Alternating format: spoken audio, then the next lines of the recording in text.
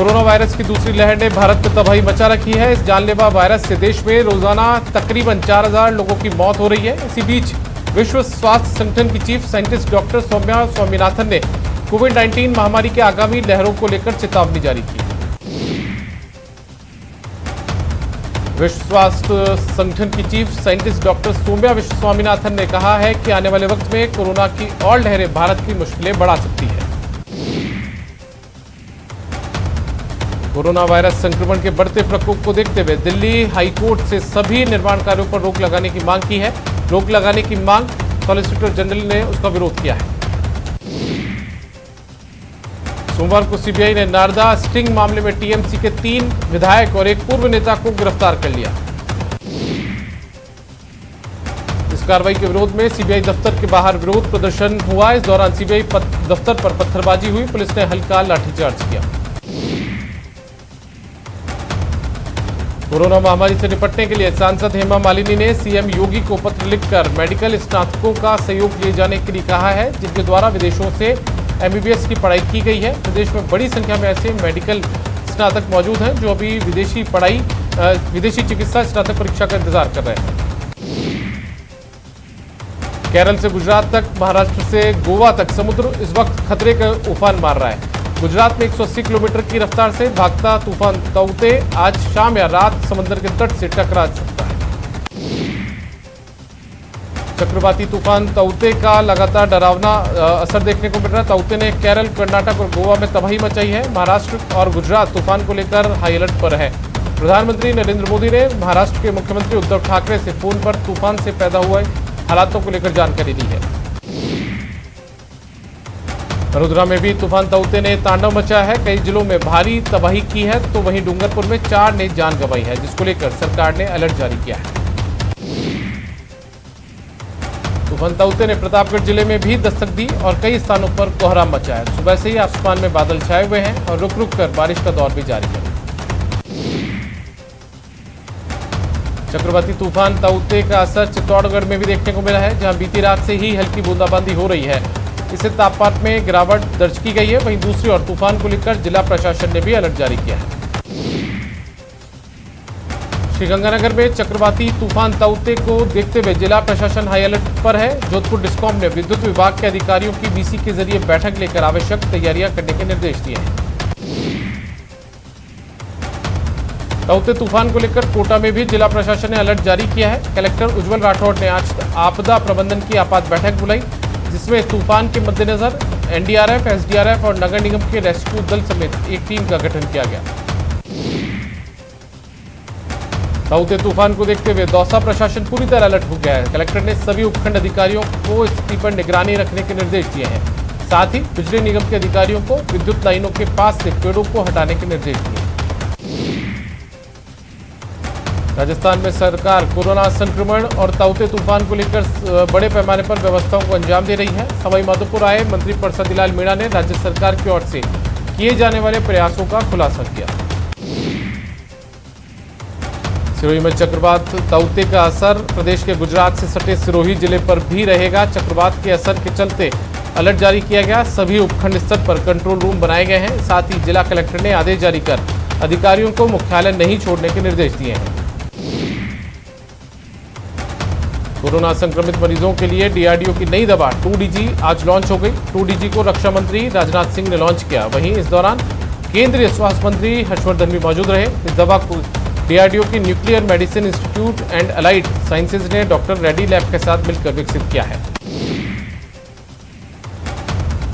PCC chief Govind Singh Dotasra की अध्यक्षता में कांग्रेस की वर्चुअल बैठक हुई। कांग्रेस प्रदेश भर में 10 लाख मास्क वितरित करेगी। विधायक अपने कोटे से विधानसभा क्षेत्र में 2-2 एम्बुलेंस देंगे। वहीं खाने के पैकेट और सूखा राशन कांग्रेस वितरित करेगी। वहीं 19 मई को एक बार फिर बैठक होगी। गुलाब नबी आजाद और प्रदेश प्रभारी अजय माकन 19 मई को फीडबैक देंगे और 21 तारीख से अभियान शुरू होगा। ब्लैक फंगस को लेकर रघु शर्मा ने कहा है कि राजस्थान की सरकार पूरी तरह से तैयार है, मगर उसके इलाज में काम आने वाले इंजेक्शन केंद्र सरकार मरीजों के अनुपात में राजस्थान को दे। चिकित्सा मंत्री डॉक्टर रघु शर्मा का कहना है कि राज्य में अन्य राज्यों की भांति ब्लैक फंगस के मरीज बड़ी तादाद में सामने आ रहे हैं। राज्य ने एसएमएस अस्पताल में एक अलग शाखा भी खोली है ताकि मरीजों को समय पर ब्लैक फंगस का इलाज मिल सके। लेकिन इसके इलाज में काम आने वाला इंजेक्शन केंद्र सरकार ने काफी संख्या में भेजा नहीं। विश्व स्वास्थ्य संगठन की जयपुर इकाई ने आज चिकित्सा मंत्री डॉक्टर रघु शर्मा के राजकीय आवास पर 100 ऑक्सीजन कंसंट्रेटर भेंट किए। डॉक्टर शर्मा ने बताया कि प्रदेश में ऑक्सीजन की कमी को दूर करने के लिए राज्य सरकार के स्तर पर हर संभव प्रयास किए जा रहे हैं।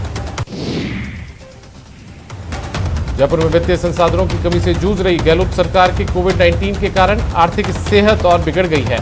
निःशुल्क वैक्सीनेशन से सरकारी खजाने में लगभग 3000 करोड़ की चपत लगना तय है। यही नहीं, पिछले 6 महीनों में करों से होने वाली आय पिछले वर्ष के मुकाबले 12.45% तक कम हो गई है।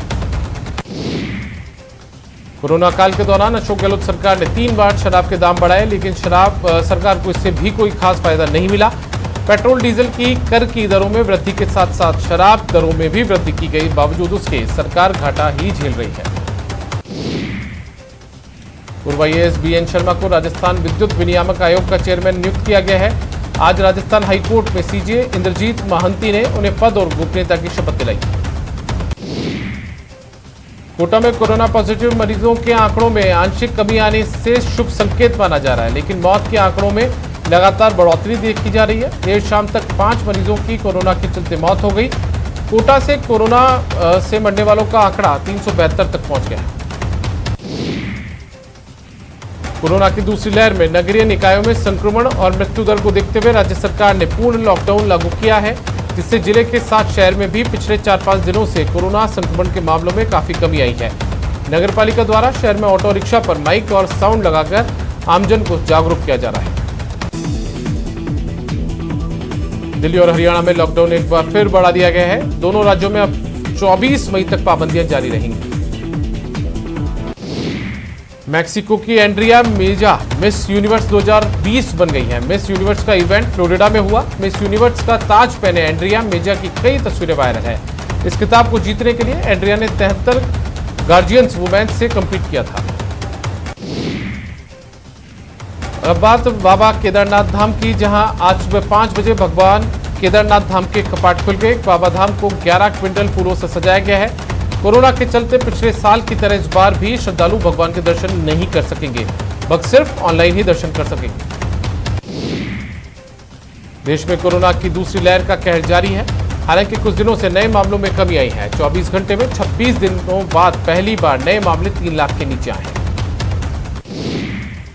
केंद्रीय स्वास्थ्य मंत्रालय के अनुसार देश में पिछले 24 घंटे में कोरोना के 2.81 लाख नए केस सामने आए, जबकि कोविड महामारी की चपेट में आए 4106 से अधिक मरीजों ने दम तोड़ा है। राजस्थान में पिछले 24 घंटे में 10,290 केस आए हैं, जबकि 156 लोगों की मौत हो गई। कोरोना मरीजों का इलाज कर रहे ऐसे हॉस्पिटल के खिलाफ बड़ा एक्शन लिया गया है, जिनके द्वारा मनमाने तरीके से फीस वसूली जा रही थी। 14 हॉस्पिटल को जारी किए गए हैं नोटिस, और नोटिस के बाद अन्य हॉस्पिटल संचालकों में अफरा तफरी का माहौल है। कोरोना के खिलाफ सरकार हर मोर्चे पर डटी है। कोरोना संक्रमण की रोकथाम को लेकर लगातार उच्च शिक्षा मंत्री भंवर सिंह भाटी अपने विधानसभा क्षेत्र में दौरा कर व्यवस्थाओं की समीक्षा करने के साथ संसाधन उपलब्ध करवा रहे हैं। टोंक के दतवा थाना परिसर में बीते दिनों ही युवक की मौत के मामले में अब सियासत शुरू हो गई है। ग्रामीणों ने पुलिस अधिकारियों पर वादाखिलाफी के आरोप लगाया। पूर्व राज्य मंत्री गोपाल केसावत ने CM गहलोत को पत्र लिखकर मृतक के आश्रित को 25 लाख रुपए की आर्थिक सहायता की मांग उठाई। दौसा में सिकराय विधानसभा क्षेत्र में गीजगढ़ और भांडारेज में कोविड सेंटर स्थापित किए गए हैं, जिनका जायजा लेने मंत्री ममता भूपेश और जिला collector Piyush Samaria Bhandarej Covid centre पहुंचे। दौसा के खुर्रा गांव की रहने वाली समाजसेवी राजेश्वरी मीणा और किशोरपुरा सरपंच हरिओम मीणा के माध्यम से आज दौसा प्रशासन को 400 pulse oximeter, 25 oxygen concentrator, 30,000 surgical mask भेंट किए गए। यह सामग्री सरपंच हरिओम मीणा ने अतिरिक्त जिला कलेक्टर को सुपुर्द की। एक और जहां कोरोना मरीज ऑक्सीजन के लिए तड़प रहे हैं, वहीं सवाईमाधोपुर में सेवा भारती संस्थान संक्रमित मरीजों की उखड़ती सांसों को रोकने के लिए निःशुल्क ऑक्सीजन कंसंट्रेटर लगाकर मानवता की सेवा कर रहा है। कोरोना से बचाव के लिए टीका जरूरी है, लेकिन विडंबना यह है कि सवाईमाधोपुर जिले में पर्याप्त टीका नहीं है, जिससे लोग परेशान हैं। जिले में अभी तक 20 से 25% लोगों को ही टीका लगा है और लाखों लोग अभी भी टीके के इंतजार में टकटकी लगाए बैठे हैं। भरतपुर में प्रशासन के लाख समझाइश के बावजूद लोग मान नहीं रहे। लॉकडाउन के बावजूद आज बाजार और सब्जी मंडियों में हजारों की तादाद में लोग देखे गए। 16 अप्रैल की शाम 5 बजे से वीकेंड कर्फ्यू के साथ ही राजस्थान में कोरोना संक्रमण को रोकने के लिए पाबंदियां लागू की गई थी। पाबंदियों को 1 माह पूरा हो चुका है। 1 माह की दिन रात की ड्यूटी के दौरान दौसा एसपी सहित कई पुलिसकर्मी कोरोना संक्रमित हुए हैं। लॉकडाउन के 8वें दिन श्रीगंगानगर वासी एक बार फिर से अपनी लापरवाही का परिचय देते हुए दिखाई दे रहे हैं। श्रीगंगानगर जिला मुख्यालय पर सड़कों पर अनावश्यक घूमने वालों की आवाजाही बढ़ी है, वहीं पुलिस ने सख्ती दिखाते हुए कार्रवाई की है। बारां शहर में आज अन्य दिनों की अपेक्षा सड़कों से पुलिस नदारद दिखी, जिसके चलते बाजारों में लोगों की भीड़ लगी रही। बता दें कि व्यापार संघ द्वारा लगातार आर्थिक तंगी का हवाला दिया जा रहा था, जिसके चलते आज पुलिस ने अपनी कार्रवाई कम कर दी। शहर के प्रताप चौक, सब्जी मंडी इलाका, अस्पताल रोड पर पुलिस मौजूद तो थी, लेकिन अन्य दिनों की तरह लोगों को पकड़ नहीं रही थी। प्रतापगढ़ जिले के धरियावद में वैक्सीनेशन सेंटर पर सोशल डिस्टेंसिंग की जमकर धज्जियां उड़ती नजर आई है, जिसके बाद में पुलिस को सूचना दी गई और मौके पर पहुंचकर पुलिस ने व्यवस्था को संभाला। झुंझुनू में उदयपुरवाटी विधायक राजेंद्र गुड़ा ने उदयपुरवाटी सीएससी पर व्यवस्थाओं का जायजा लिया। कोविड केयर सेंटर और कोविड-19 कंसल्टेंसी सेंटर चालू करने के निर्देश दिए। विधायक गुड़ा उदयपुरवाटी सीएससी पर पहुंचे। उन्होंने सीएससी प्रभारी डॉक्टर अनिमेश गुप्ता से कोविड-19 सेंटर बनाने के बारे में जानकारी दी। पाली के प्रभारी मंत्री साले मोहम्मद 1 दिवसीय दौरे पर सोमवार को पाली पहुंचे। सुबह 11 बजे पाली जिला मुख्यालय पहुंचे, जहां उन्होंने अधिकारियों की बैठक ली। इस बैठक में उन्होंने पाली जिले में कोविड-19 के तहत चल रही गतिविधियों के बारे में जानकारी दी। साथ ही प्रभारी मंत्री ने पाली में बढ़ रहे मरीजों और लापरवाह लोगों के खिलाफ हो रही कार्रवाई को और भी सख्त करने के लिए कहा। इसके साथ ही उन्होंने अधिकारियों को निर्देश दिए कि अस्पताल में आने वाले मरीजों को सभी प्रकार की सुविधाएं मिले। अलवर शहर में बढ़ते कोरोना मरीज मिलने के चलते कालाकुआ समेत कई इलाकों में जीरो मोबिलिटी लगाते हुए वहां आवाजाही बंद कर दी है। इन इलाकों में कोरोना के केस लगातार बढ़ते नजर आ रहे हैं, जहां पुलिस बल को तैनात किया गया है। बारां जिला अस्पताल में भी रोज कोरोना मरीजों की मौत हो रही है। इस दौरान अस्पताल का एक वीडियो सोशल मीडिया पर वायरल हो रहा है। वीडियो में एक व्यक्ति रोता गिड़गिड़ाता स्टाफ को बुला रहा है, मगर कोई भी देखने नहीं आ रहा और उसके सामने उसकी बहन ने दम तोड़ दिया। भीलवाड़ा एसपी विकास शर्मा बेवजह घूमने वालों के खिलाफ एक्शन मोड में आ गए हैं, जिसके चलते एसपी ने रोडवेज बस स्टैंड चौराहे पर पुलिस अधिकारियों के साथ नाकेबंदी लगाई और आने जाने वालों से टोका टोकी और बेवजह घूम रहे लोगों को क्वारंटाइन भी किया। झुंझुनू के लोगों के लिए राहत भरी खबर है। अब कुछ हद तक कोविड के मरीजों को ऑक्सीजन की कमी नहीं रहेगी। सूरत से हर रोज 150 डी क्लास सिलेंडर झुंझुनू को मिलने लगे हैं। सिलेंडर लेकर गाड़ी झुंझुनू पहुंची तो सांसद नरेंद्र कुमार ने स्वागत किया। कोरोना की दूसरी लहर में नगरीय निकायों में संक्रमण और मृत्यु दर को देखते हुए राज्य सरकार ने पूर्ण लॉकडाउन लागू किया था, जिससे जिले के 7 शहर में भी पिछले 4-5 दिनों में कोरोना संक्रमण के मामलों में काफी कमी आई है। नगर पालिका द्वारा शहर में ऑटो रिक्शा पर माइक लगाकर आमजन को जागरूक किया जा रहा है। सवाईमाधोपुर जिले में कोरोना संक्रमण के कारण कई लोगों की रोजी रोटी पर संकट के बादल मंडरा रहे हैं। ऐसे लोगों के लिए इंदिरा रसोई वरदान साबित हो रही है। राजस्थान आवासन मंडल मुख्यालय में मंडल कर्मचारियों और उनके परिवार के लोगों के लिए कोरोना वैक्सीनेशन का विशेष कैंप आयोजित हुआ। वैक्सीनेशन कैंप बड़ी तादाद में हाउसिंग बोर्ड के कर्मचारी और उनके परिजनों का कोरोना वैक्सीन उन्हें लगाई गई, जिसमें 300 से ज्यादा लोगों को वैक्सीन दी गई। अजमेर के किशनगढ़ में पिछले साल दिन दहाड़े हुई भागचल चोटिया हत्याकांड मामले में पुलिस को बड़ी सफलता हाथ लगी है। पुलिस ने हत्याकांड के मास्टरमाइंड और 5,000 रुपए के इनामी आरोपी दिनेश को गिरफ्तार किया है। पोखरण थाना क्षेत्र के गोमड़ गांव के निवासी हजूर खां पिरावत नामक युवक पर बदमाशों ने जानलेवा हमला कर दिया, जिसमें युवक के सिर और पैरों पर गंभीर चोटें लगने से वो घायल हो गया। जानलेवा हमला करने वाले बदमाशों के खिलाफ पोखरण थाने में मामला दर्ज है। झुंझुनू में पीरू सिंह सर्किल के पास आईडीएफसी बैंक के एटीएम पर एक व्यक्ति की ओर से एटीएम को लूटने की कोशिश की गई, लेकिन पेचकस टूटने से आई चोट की वजह से वो कामयाब नहीं हो पाया। कोटा में बदमाशों का दुस्साहस बढ़ता जा रहा है। देर रात बाइक पर सवार 3 बदमाश तलवंडी इलाके में एक राहगीर से मोबाइल छीनकर भागने लगे। लोगों ने पीछा किया और लोगों ने घेरा बनाकर तीनों को पकड़ लिया और पुलिस के हवाले कर दिया। झुंझुनू में आईडीएफसी बैंक के एटीएम को लूटने के प्रयास किया गया, लेकिन पेचकस टूटने से आई चोट की वजह से वह कामयाब नहीं हो पाया।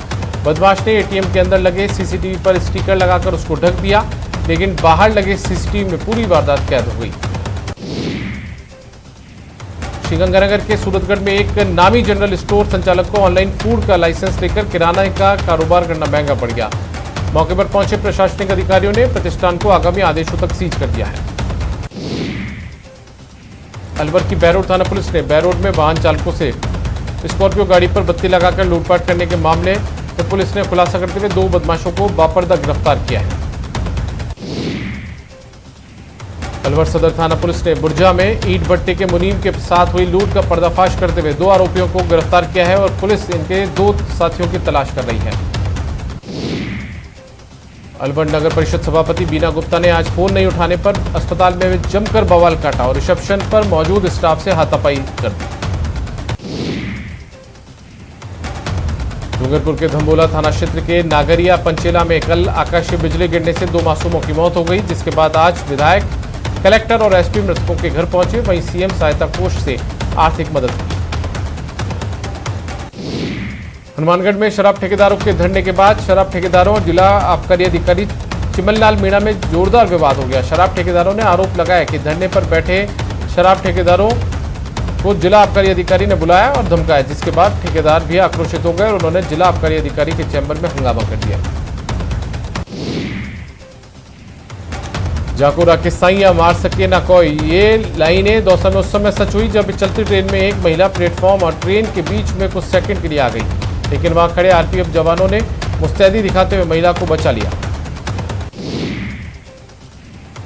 अलवर शहर के चूड़ी मार्केट में एक दुकान पर वेल्डिंग का काम चल रहा था। इस दौरान से वेल्डिंग की चिंगारी पास की साड़ी की दुकान पर गिर गई, जिससे दुकान के बाहर लगे त्रिपाल और बिजली की वायरिंग में आग लग गई।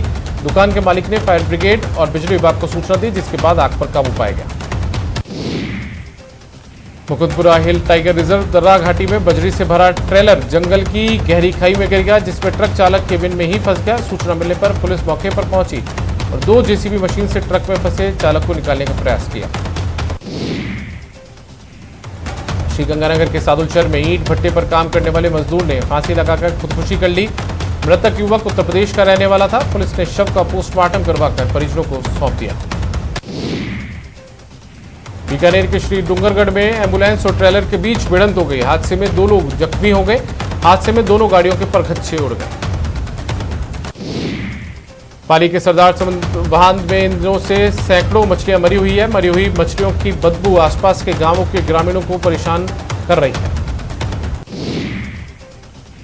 श्रीगंगानगर के सूरतगढ़ क्षेत्र में पिछले 2 दिनों से 6 जिंदा बम मिलने से एकाएक हड़कंप सा मच गया। हालांकि सेना बम डिफ्यूज टीम के द्वारा 2 जिंदा बमों को डिफ्यूज कर दिया गया, लेकिन अभी भी 4 जिंदा बम स्थानीय पुलिस की निगरानी में है। झालावाड़ के झलरापाटन में सैटेलाइट अस्पताल के कोविड केयर सेंटर में अचानक से आग लग गई, जिससे वहां हड़कंप मच गया। अचानक से मिली इस खबर से पुलिस और प्रशासन के आलाधिकारी मौके पर पहुंचे, लेकिन मौके पर पहुंचने के बाद सारी खबर प्रशासन के आंतरिक सुरक्षा का मॉक ड्रिल के रूप में सामने आई। जैसलमेर के रामगढ़ में 161वीं वाहिनी सीमा सुरक्षा बल परिसर के सामने रखे चारे में बीती रात करीब 11 बजे अचानक आग लग गई। वाहिनी के मुख्य द्वार के गार्ड ने आग की सूचना अधिकारियों को दी। सूचना पर पहुंची दमकल और बीएसएफ के जवानों ने कड़ी मशक्कत के बाद आग पर काबू पाया।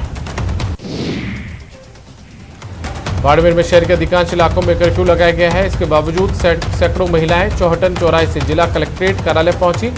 राशन लेने के लिए प्रदर्शन करती हुई ये महिलाएं नजर आई। एक साथ सैकड़ों महिलाओं के कलेक्ट्रेट कार्यालय पहुंच जाने से पुलिस के हाथ पांव फूल गए। निर्देश के बाद पुलिस के जवानों ने महिलाओं को कलेक्ट्रेट से बाहर निकाला। थार नगरी में बढ़ते कोरोना संक्रमण के बीच यह तस्वीर कोरोना को दावत देने वाली है। हनुमानगढ़ लॉकडाउन में शराब की बिक्री में कमी से परेशान शराब ठेकेदारों ने धरना दिया। शराब ठेकेदारों का आरोप है कि शराब ठेके सुबह 6 से 11 बजे तक ही खोलने की अनुमति है, जिससे शराब ठेकेदारों की गारंटी ही पूरी नहीं हो रही है।